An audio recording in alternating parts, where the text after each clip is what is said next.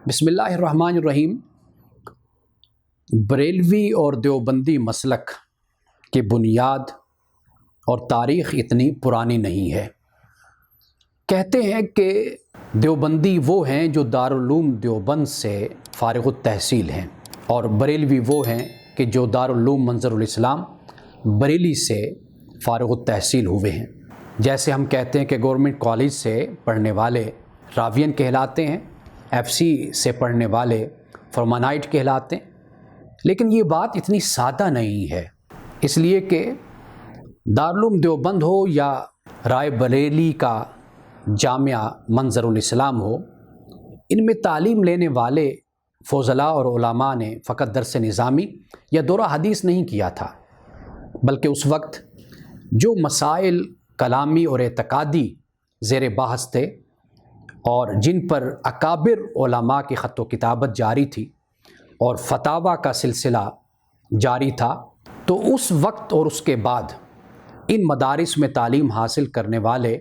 طلباء اور علماء کو ان مسائل کی بھی آگہی دی گئی جو وجہ نزاع اور وجہ اختلاف تھے۔ وہ مسائل کیا تھے؟ وہ مسائل امتناع نظیر، امکان کذب، علم غیب کا مسئلہ، حاضر و ناظر کا مسئلہ، نور و بشر کا مسئلہ۔ یہ وہ مسائل تھے کہ ان مسائل کی بھی پوری تعلیم ان دونوں جامعات میں دی گئی، دارالعلوم میں دی گئی، اور پھر یہ تعلیم لے کر فارغ التحصیل علماء جب اپنے اپنے ملکوں میں گئے، اپنے اپنے علاقوں میں گئے، تو انہوں نے انہی مسائل کو ہی اپنے بحث کا موضوع بنایا اور انہی مسائل پر ہی مناظرے ہوئے، اور پھر اس کے بعد دیگر مسائل بھی وجود میں آتے چلے گئے، جس کی وجہ سے ان دونوں مسلکوں میں ایک گہری تفریق اور ایک دیوار کھڑی ہوتی چلی گئی، اور پھر اس میں مزارات کی حاضری، 11ویں شریف اور میلاد النبی کا سلسلہ، یہ تمام مسائل بھی پھر ساتھ شامل ہوتے چلے گئے۔ ہم ان فروع مسائل میں دیکھتے ہیں، فروعی مسائل میں، کہ ان دونوں مسلکوں میں اتنا اختلاف نہیں ہے۔ اختلاف کی وجہ صرف یہ ہے کہ ان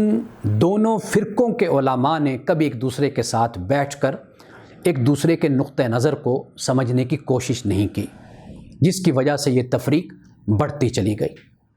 اس وقت یہ صورتحال ہے کہ وہ تکفیری سوچ، شدت پسندی اور ایک دوسرے کے نقطہ نظر کو نہ سننا اور نہ سمجھنا، یہ رویہ آج اس کا نتیجہ یہ ہے کہ ان دونوں فرقوں کے اندر مختلف جماعتیں، گروہ وجود میں آ چکے ہیں۔ ان کے مابین صرف سیاسی اختلاف نہیں ہے، بلکہ اعتقادی اور کلامی مسائل پر اس حد تک اختلاف ہے کہ وہ ایک دوسرے کو کافر قرار دینے سے بھی باز نہیں آتے۔ اب ان اختلافات کو ختم تو نہیں کیا جا سکتا، لیکن یہ ضرور کیا جا سکتا ہے کہ ان دونوں فرقوں کے جامعات میں طلباء کو، فضلاء کو اختلاف کے آداب کی تربیت دی جائے۔ یعنی اب یہ اختلاف کبھی ختم نہیں ہو سکتا، اب یہ دونوں فرقے اور یہ مسلک کم از کم بر صغیر سے کبھی ختم نہیں ہو سکتے، لیکن کم از کم یہ ضرور کیا جا سکتا ہے کہ یہ دونوں فرقے اختلاف کے آداب کی تربیت اپنے طلباء کو، اپنے علماء کو، اپنے فضلاء کو دے سکتے ہیں۔ اس لیے کہ گزشتہ صدی سے مناظرانہ سوچ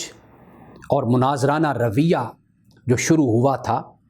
آج اس کا نتیجہ یہ ہے کہ فقط یہ دو فرقے ہی آپس میں اختلاف کرتے ہوئے نظر نہیں آتے، بلکہ ان دونوں فرقوں کے اندر بھی اب اختلافات اس حد تک پہنچ چکے ہیں کہ چھوٹے چھوٹے فرقے، چھوٹی چھوٹی جماعتیں اور چھوٹے چھوٹے گروہ خود ان کے اندر نمو پا رہے ہیں اور نمو پا چکے ہیں۔ تو اس لیے یہ فرقے آج صرف فرقے نہیں رہے،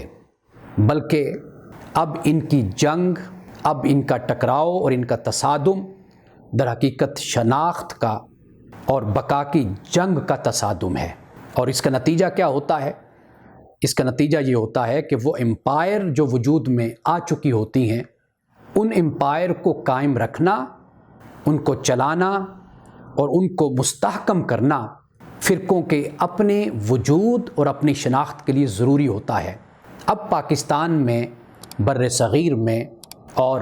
بنگلہ دیش میں اس وقت یہی صورتحال ہے کہ جب کسی بھی فرقے کو اپنی بقا کا خطرہ محسوس ہوتا ہے یا اپنی شناخت کے ختم ہونے کا خطرہ محسوس ہوتا ہے تو سب سے پہلے اس کی امپائر خطرے میں پڑتی ہے، اور اس امپائر کو قائم رکھنے کے لیے اور اس کو مستحکم کرنے کے لیے اس تفریق کو اور اس دیوار کو زیادہ بڑا کر دیا جاتا ہے اور اس لکیر کو زیادہ گہرا کھینچ دیا جاتا ہے۔